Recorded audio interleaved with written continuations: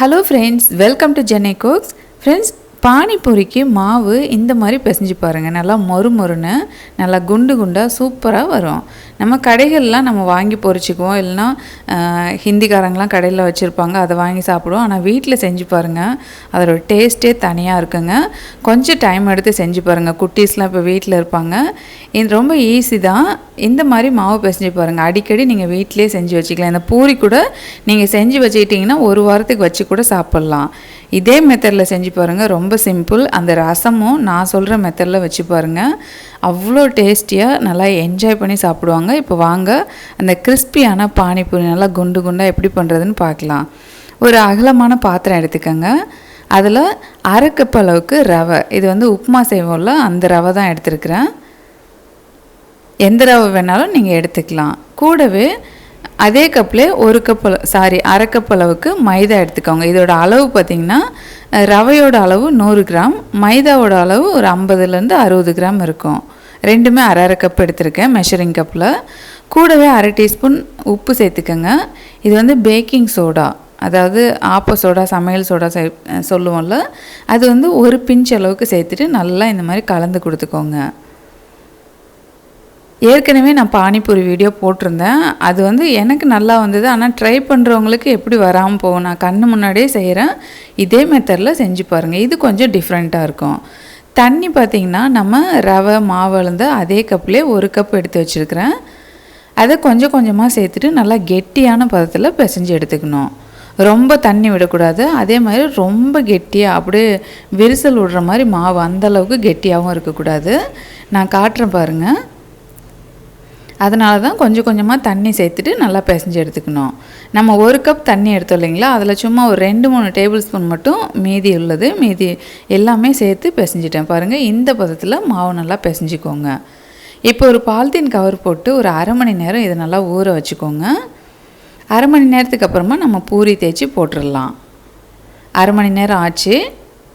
இல்லாட்டி ஒரு மூடி போட்டு கூட நீங்கள் மூடி வச்சுருங்க, பாலித்தீன் கவர் உங்களுக்கு பிடிக்கலனா. அரை மணி நேரம் ஊற வச்சு இந்த பானிபூரி மாவு எடுத்துகிட்டு ஒரு 2 நிமிஷம் நல்லா கை வச்சு பிசைஞ்சிட்டு அதுக்கப்புறமா சின்ன சின்னதாக இந்த மாதிரி கட் பண்ணிட்டு இந்த மாதிரி ரோலாக சுற்றிக்கோங்க. நல்லா உருட்டிட்டு ரொம்ப குட்டி குட்டியான பால் இந்த மாதிரி விட்டுக்கோங்க. நம்ம விரலில் ஒவ்வொரு கண் இருக்குல்ல, அந்த அளவுக்கு மட்டும் சின்னதாக, அதாவது பூரி எந்த அளவுக்கு வேணுமோ அந்த அளவுக்கு. நான் இன்றைக்கி கொஞ்சம் சின்ன பூரியாக தான் போட்டிருக்கிறேன். பெருசாக போட்டால் வாயில் போடுறது கஷ்டமாக இருக்கும். ரொம்ப சின்னதாக போட்டு அந்த உருண்டைகளை உங்கள் கட்டை விரலால் ஒரு நல்லா வச்சு அழுத்திட்டு அதுக்கப்புறமா தேய்ங்க. ஒரு 4 தேய்ச்சிங்கனாலே நல்லா மெல்லீஸாக இந்த மாதிரி வந்துடும். மொத்தமாக இருக்கக்கூடாது, நல்லா மெல்லீஸாக தேய்ச்சிக்கோங்க. சப்பாத்தி மேக்கர் இருந்ததுன்னா கூட அதில் கூட நீங்கள் வச்சு இந்த மாதிரி அழுத்துனீங்கன்னா ஈஸியாக இருக்கும். ஆனால் தனித்தனியாக இந்த மாதிரி தேய்ச்சிங்கன்னா தான் நல்லா பலூன் மாதிரி அந்த பூரி உப்பி வரும். ஒரு சிலர் நல்லா பெரிய சப்பாத்தி மாதிரி தேய்ச்சிட்டு அப்படியே ஒரு கட்டர் வச்சு கட் பண்ணிக்குவாங்க. அந்த மாதிரி போட்டோம்னா ரொம்ப உப்பி வராம மாதிரி இருக்கும். இந்த மாதிரி நல்லா தனித்தனியாக தேய்ச்சி ஒரு அகலமான பாத்திரத்துலேயோ அல்லது ஏதோ ஒரு துணியிலையோ பரப்பி விட்டுக்கோங்க. இப்போது ஒரு பாத்திரத்தில் ஆயில் சூடு பண்ணிக்கோங்க. அந்த ஆயில் நல்லா சூடாகணுங்க. லைட்டாக புகையே வர மாதிரி இருக்கணும். அந்த அளவுக்கு சூடாகிட்டு ஒவ்வொரு பானிபூரியை அப்படி போட்டிங்கன்னா அப்படியே லைட்டாக அழுத்தம் கொடுத்து பாருங்கள், அப்படியே பலூன் மாதிரி உப்பி வரும். ஒரு பானிபூரி கூட சப்பையாக போகாது. கண்டிப்பாக இதை நீங்கள் ட்ரை பண்ணுங்கள். உங்கள் கண்ணு முன்னாடியே தான் நான் செய்கிறேன். இதே மாதிரி 1 கப் மாவு, 1 கப் அளவுக்கு ரவை எடுத்துகிட்டு கொஞ்சம் சோடா, ஒரு பிஞ்ச் அளவுக்கு சோடா நான் எடுத்து நல்லா பிசைஞ்சிருக்கேன். அரை மணி நேரம் ஊற வச்சு இந்த மாதிரி செஞ்சிங்கன்னா சூப்பரான நல்லா குண்டு குண்டான பானிபூரி நமக்கு தயாராகிடும். இதே மாதிரி மீதி உள்ளதையும் ஒன்று ஒன்றா போட்டு பொரித்து எடுத்துக்கோங்க. தண்ணி மட்டும் கொஞ்சம் அதிகமாக சேர்க்காதீங்க. அதே மாதிரி ரொம்ப வரணும் மாவு பிசைஞ்சு வைக்கக்கூடாது. நல்லா மெல்லீஸாக தேய்ச்சி எடுத்துக்கோங்க. அப்போ தான் நல்லா உப்பி வரும். வீடியோவில் பார்க்க அந்த மாதிரி இருக்குது, ஆனால் நல்லா குண்டு குண்டாக இருக்குது. இப்போ பாருங்கள், நான் ஒன்று ஒன்றா உடச்சி காட்டுறேன்.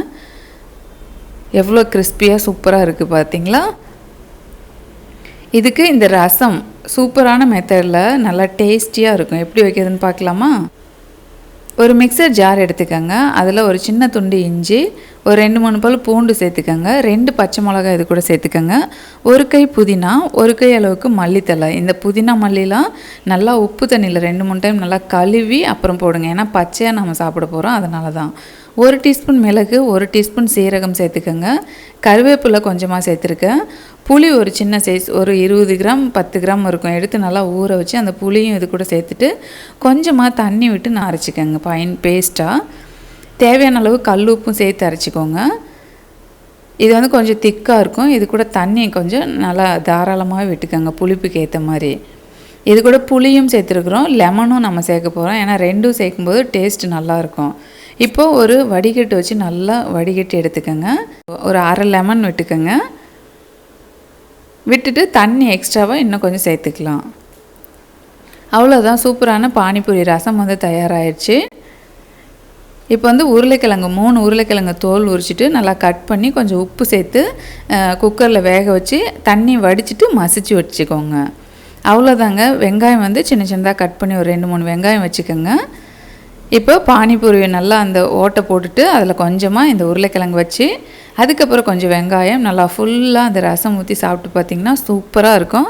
கண்டிப்பாக ட்ரை பண்ணிவிட்டு உங்கள் ஃபீட்பேக் எனக்கு கூட ஷேர் பண்ணுங்கள். வீடியோ பிடிச்சிருந்தால் லைக் ஷேர் பண்ணுங்கள். தேங்க்யூ, பாய்.